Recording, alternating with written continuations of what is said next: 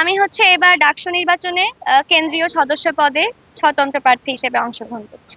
আমি হচ্ছে অপূর্বা ইসলাম, ঢাকা ইউনিভার্সিটিতে থিয়েটার অ্যান্ড পারফরমেন্স স্টাডিজ বিভাগে অধ্যয়নরত আছি। আমার সেশন হচ্ছে 24-25। আপনারা খেয়াল করলে দেখবেন যে এখন ঢাকা ইউনিভার্সিটিতে ডাকসু নির্বাচনের পরিবেশটা খুবই উৎসব মুখর। আমরা কিন্তু মানে যারা যারা হচ্ছে এবার নতুন নবাগত শিক্ষার্থী হিসেবে এসেছে এবার, তারা কিন্তু খুব আনন্দের সাথে হচ্ছে নির্বাচনে দাঁড়াতে পেরেছে। প্রচারণার ক্ষেত্রে কোনো বাধা নেই আসলে, কিন্তু কিছু নির্দিষ্ট আচরণবিধি আছে যেগুলো লঙ্ঘন করলে নিশ্চয়ই প্রক্টোরিয়াল টিম বা প্রশাসন সেগুলোর বিরুদ্ধে স্টেপ নিবে। তো এটাকে আমি আসলে নেতিবাচক ভাবে দেখছি না। আমার মনে হয় যে যদি কোনো দল বা কোনো প্যানেল বা আমি নিজেও যদি আচরণবিধি লঙ্ঘন করি, সেই ক্ষেত্রে প্রশাসনের দায়িত্ব আমাকে শুধরে দেওয়া। আমার কাছে মনে হয় যে নারীরা এখনো পিছিয়ে আছে এই জায়গাতে, কারণ হচ্ছে আমরা কিছু দলে দেখবো যে নারী ভিপি পদে নির্বাচন করলেও তাদের দলে কিন্তু কোনো নারী নেই।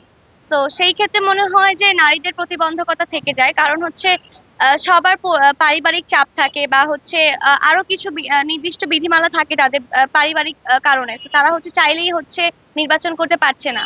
তো যদি হচ্ছে আমার মনে হয় প্রশাসন বা হচ্ছে সকলের সহযোগিতা থাকে, সেই ক্ষেত্রে নারীরা হয়তো আরেকটু এগিয়ে আসতে পারে। আমার মনে হয় যে আমি প্রতিদ্বন্দ্বিতা করছি না, আমি হচ্ছে অংশগ্রহণ করছি।